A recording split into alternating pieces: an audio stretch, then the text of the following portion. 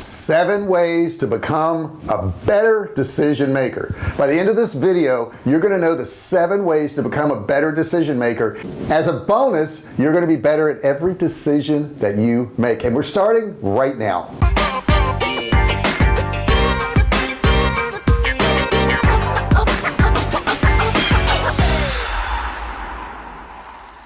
Hey, if you're new to my channel, my name's J.R. Fisher. I've been selling online since 2009, right? Selling physical products and digital products. We've sold millions of dollars worth of products, and I learned something along the way, and I share them with you on this channel so you can start, run, and grow your online business. Now, if you've had a problem with making decisions, put that in the comments below. Tell me why you've had the problem and what kind of problems that caused for you. If you're really good at decision making, by all means, share with us what you do in the comments below so you can help other people out. Now let's get started with the 7 ways to become a better decision maker.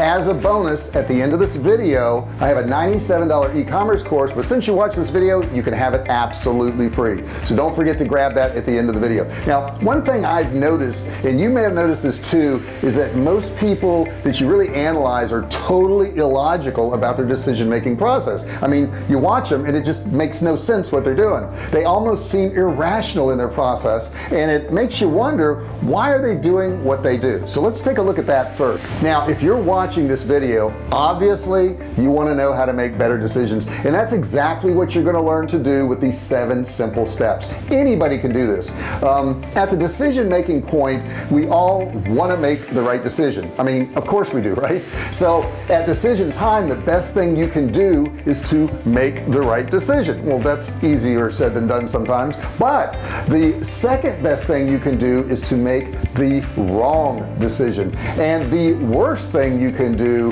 is make no decision at all. And I didn't say that, Theodore Roosevelt did. And it's totally true. Making no decision at all is in itself making a decision. It's making a decision not to act, and that's certainly not what we want. So what do we do? As I get older, I realize that there is a lot more that goes into decision making than just making a decision.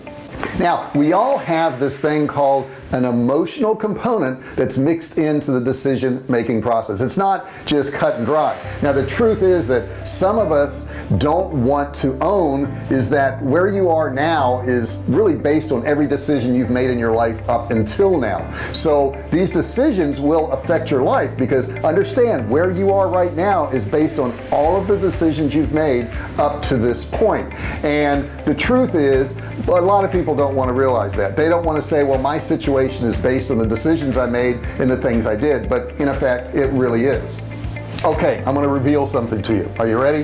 The real reason I made this video is for selfish reasons. I want to become a better human being, but I also want to get more out of life, and the only way to do that is make better and better decisions. Now, I'll be very honest with you. In the past, well, I've made some bad decisions, and maybe you have too, but those decisions were things I made based on that point in my life, and hopefully I don't make those bad decisions anymore. I don't want to beat myself up over old decisions, and you shouldn't either, and here's why. There's nothing you can do about it. You're stuck with your old decisions, but they don't have to form your future. You can change, and you can become anything you want for the rest of your life based on the decisions you make from this point forward.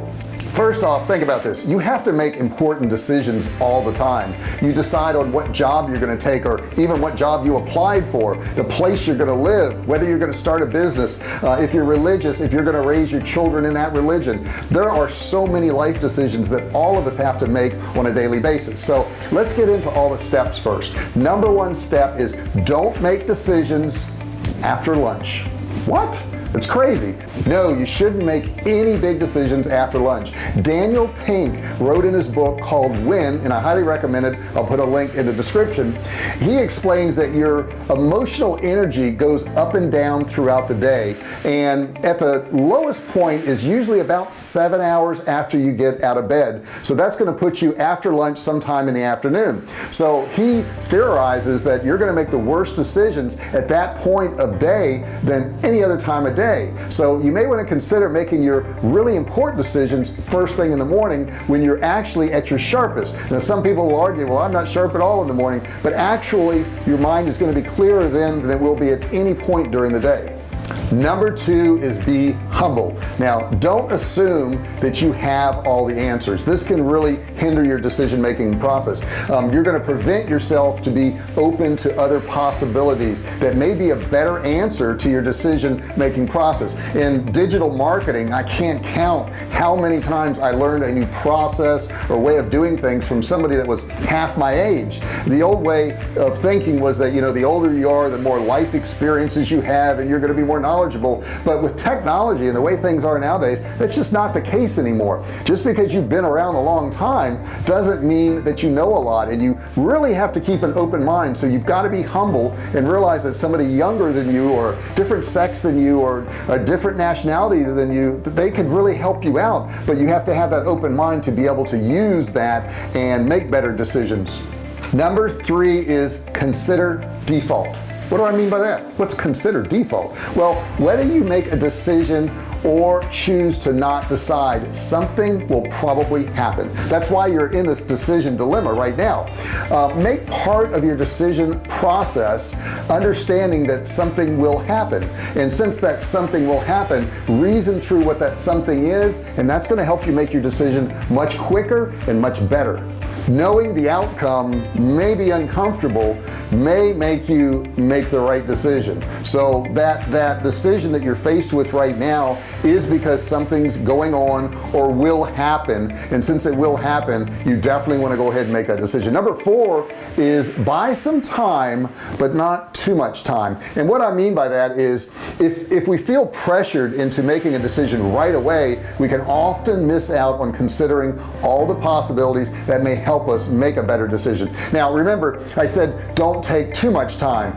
It's okay to say today is Wednesday and X will happen, and I don't want it to by Saturday, so I have to give myself until maybe Thursday, at the very latest Friday morning, to decide if I should implement this particular thing. Now what is not okay is to tell yourself that you will probably come up with a decision soon and you'll think about it later. That's not giving yourself more time, that's just procrastinating. So make sure you put a time limit on this adding more time to your decision if you have it available. We don't always have that luxury, but if you do, you certainly want to give yourself some more time to consider all the possibilities. Number 5, do some research to help make a better decision. Now getting more information can be very helpful. Now you don't want to study the problem for years, obviously, but if you can consult with somebody you respect who's gone through the same things as you, that can be very helpful. I had a friend of mine call me the other day about one of her clients. It was one of her biggest clients, and she was really concerned because he had changed the parameters of their relationship and wanted her to do different things on different time schedules, and she wanted to know the right thing to tell him. And when I looked at the situation, I thought to myself, well, it's not him that needs to change, it's going to need to be her, because if he's changing all these things, he obviously doesn't need or want her to do this particular job anymore, and she needs to come up with her own way to generate income. She's very good at what she does, and she knows how to help other businesses. She could either go get new clients and run into the situation again, or she can come out with her own products and actually sell those products, those educational products, on building funnels and sales pages, which she knows very well, to other people out there. But that's a painful decision for her to make, because that would mean that she's going to actually have to do a whole lot more work to come up with her own items to sell, as opposed to just helping other people market their products. So sometimes when we're not making a decision, we actually know what the right thing is to do, but we need to consult with somebody else, so they just look at you and say, no, you need to do this, this is your real problem. And that's basically what I told her. Number 6, you want to apply the rule of 10s. Now what's the rule of 10s? What would things look like in 10 minutes if you did not make this decision? Would it have an effect? Would it do anything to your life? And in most cases 10 minutes doesn't matter, but what would happen in 10 hours? What would happen in 10 weeks? What would happen in 10 years if you didn't make the right decision? And you can take that down to some really simple things like going to the gym. If I don't go to the gym in the the next 10 minutes nothing's gonna happen. And heck, if I do or don't go to the gym over the next 10 days, nothing's probably gonna happen. Now over the next 10 weeks I'm probably gonna see some effects, and certainly over 10 years I will see huge effects if I don't go to the gym. I know these things are gonna happen. I know the gym's important, but a lot of times we go, well, in the next 10 minutes it's not gonna matter, in the next 10 days it's not gonna matter. But you need to kind of carry that out and see what effect it's gonna have on your life. And when you do that, you know, you're gonna say, well, yeah, maybe I should go to the gym, because 10 years from now I could be very sickly and I could look really poorly if I don't go get exercise today. That doesn't seem like it matters that much today, but over a period of time, by applying the TENS rule, it makes a huge difference. Number 7, and the final step, is turn your brain on. Now you say, well, my brain's always on. Even when I'm sleeping, my brain's on.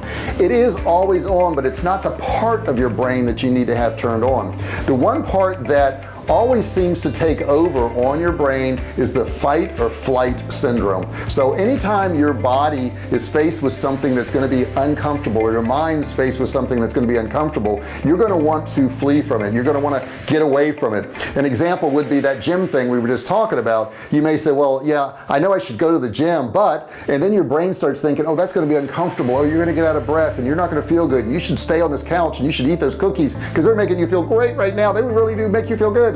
When in fact that's the fight or flight syndrome. What we need to do is flip that and look and say, is this real thoughts I'm having? Are these things really real? Because in the long run, yeah, it feels good to sit on the couch and not exercise and do all those things, but in the long run, what will you feel like in 10 years? That's going to be a whole lot more painful. So I reason that if you go through a short period of pain, maybe you want to write a book and you say, oh my God, writing a book, that's so difficult, it's so much work, I don't want to have to edit, and it's going to take me days and weeks and months. And the fact is, it wouldn't take you that long. But even if it did, days, weeks, and months are going to pass anyhow. And if you did do that thing, if you did write that book, if you did write that blog, if you did try to sell products online, if you did start that business, it could have a huge effect on the rest of your life, when being comfortable and doing nothing is that fight or flight thing, and you're just trying to avoid pain, and it's going to cause you more pain in the long run. Look, we all want the right outcome of great decisions. We all want to be healthy. We all want to look good, but it takes the decision of not ordering pizza in the middle of the night. And it takes the decision of going to the gym the next day to really be healthy. All those little things that make us feel good in the moment, often we regret much later. Now, after getting up in the morning and heading to the gym when you'd rather stay in bed, it may be painful, but if you do that over a period of months and years, you're going to be in a much better position than if you ordered pizza late at night. Now, I ordered a pizza late at night the other night, and it was a bad decision, and I knew it. But because I made that bad decision doesn't mean I should quit going to the gym, and it doesn't mean I should order a pizza every night. One bad decision does not ruin your entire future. We're not always going to make these perfect decisions, and this video was made just to help you make better decisions and realize what decisions you should be making and which ones you shouldn't be making. Sometimes the decision not to do something can be the right decision. Once again, you are totally a product of your past decisions. Now, that doesn't mean that you should dwell on the fact that you may have made some bad decisions, but do understand that you will also be the product of all the decisions you make from this point forward to the next 10 years or 20 years or 30 years. So do make the right decisions. Don't dwell on things you've done in the past. It doesn't matter. You can't change them. I've seen people try to dwell on those things and change the past, and I've never known anybody to change the past before, no matter how hard they tried. Now I'm going to ask you to make the right decision, and I can promise you it's the right decision. Hit that subscribe button down there, right? Hit the bell notification so that I can tell you every time a video comes available. YouTube will wake you up and say, hey, JR's got a new video. Join the Fisher family. Hit that subscribe button right down there. Now, if you've made decisions in the past that you think are bad and cause you bad results, and you'd like to comment below, we'd love to hear about it. If you've made some good decisions, or you've learned some decision-making processes that have helped you out, please share those with the Fisher family. Post them in the comments below. We would super appreciate if you would do that. Next thing I will tell you is that there is a free course available to you worth $97. The link is in the description. All you have to do is click the link and grab that course. If you like this video, give me a thumbs up, give me a like. If you didn't like it, give me a thumbs down, but give me some reaction. Hey, thanks for watching my video. Don't forget to subscribe to my channel and click that little bell right there so you can be notified every time I do a new video. Also, click on one of those videos there. Keep watching on my channel.